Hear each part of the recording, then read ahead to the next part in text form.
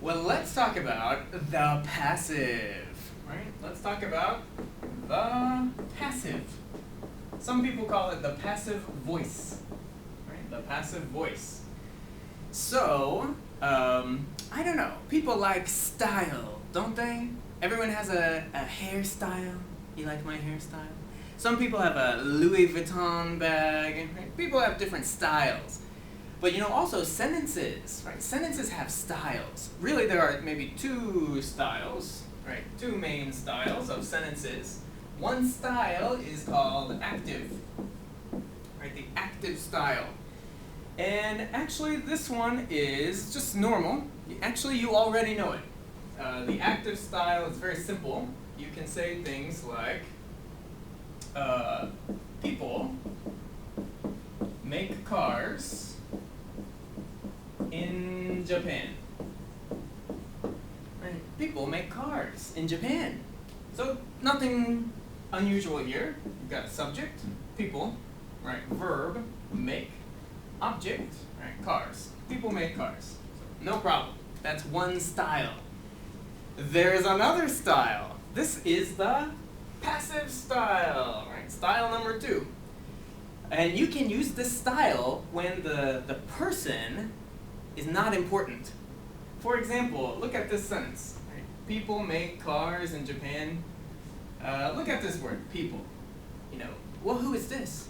Can you tell me their names? What are the names of these people? How many people make cars in Japan?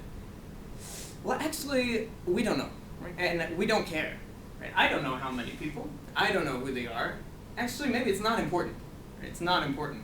If the person is not important, you can use this style, right, the passive, and you can sort of remove the person, and you can put the object at the beginning. Right? So I'll give you an example. This says people make cars. I don't care about people, so let's change the style. We can say cars are made, right? Cars are made in Japan. Cars are made in Japan. So I sort of removed the person and I put the object at the beginning. Also, I did one more thing. I broke the verb into 2 parts, right? And the 2 parts are be, right? Be, like is, am, are, and also a past participle. So if the person is not important, you can remove the person. You can put the object at the beginning, and then you can use be, past participle. Right? Cars are made in Japan. Computers are made in America. Rice is grown in Vietnam. Anything like that. If you want to mention the person, you can. Right? If the person is important, you can say who did it, but you might put it at the end. You could say cars are made by people, right? So if you want to say the person, you can, but let's put it at the end of the sentence. Let's say like by people in Japan.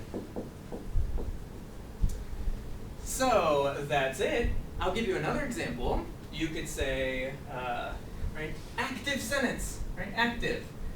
My mom cooks dinner. Right? My mom cooks dinner. Very normal, active. If mom is not important in the sentence, you can maybe remove the word mom, or you put the word mom at the end. You could say, dinner is cooked. Right? Dinner is cooked. Right? Be past participle. If you want to say something about mom, you can put mom at the end.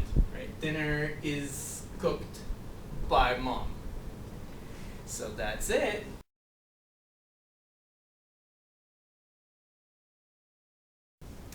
All right, so let's talk more about the passive. We talked about the passive, and actually you can use the passive style for any verb tense, right? Any verb tense. Here are some sentences. Right? Here are some sentences. Each sentence is in a different verb tense. They are all active. sentences, right? The active style. And you can see there's the present, right? People make cars.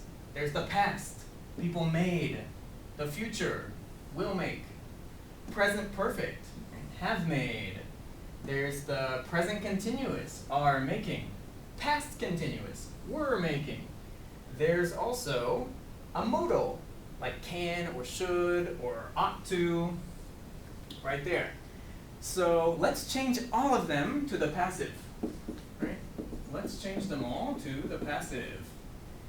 So first we've got people make cars. Remember, in the passive, the person is not important, right? So we can remove the person or say the person at the end. So let's do that. People make cars. Let's change it. Let's say cars are made. Cars are made. If you want, you can say cars are made by people, but you don't have to, right? This part is optional. It's a choice. So cars are made, and this is the passive because we have, right, be, past participle, right? Whenever you use the passive style, you always need be with the past participle, right? And we have it right here. This one, people made cars. You could say cars were made. And again, we have our two parts, right? Be, past participle, right? So that's good. This one, people will make cars.